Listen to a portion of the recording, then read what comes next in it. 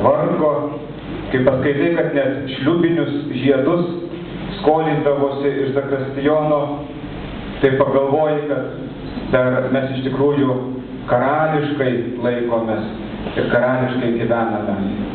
Nežinojau ir tik tai šios knygos, dėka sužinojau, kad Elektrėnų bažnyčia ir taip pat klebonija, kurioje tenka mums kunigams gyventi, netgi turi savo margapelkės, ar taip vadinasi pavadinimas, liktais ir prancūzų ten buvo palaitot ar kažko tai ir vaidendavosi.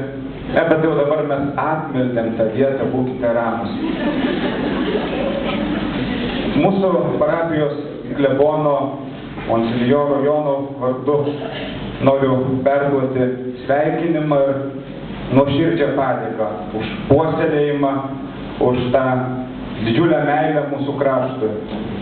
Iš tikrųjų dabar, kur tik einu, visur tenka prisiliesti prie Onutės rankų.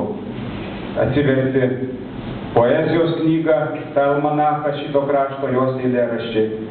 Užėjau į kažkuriuos tai namus, gražus paveikslas kabo, sakau, kas šį tapė kažkuriam tai bute. Sako, čia Onutės Šakienės paveikslas. Jos šiaudų dirbiniai, jos knyga.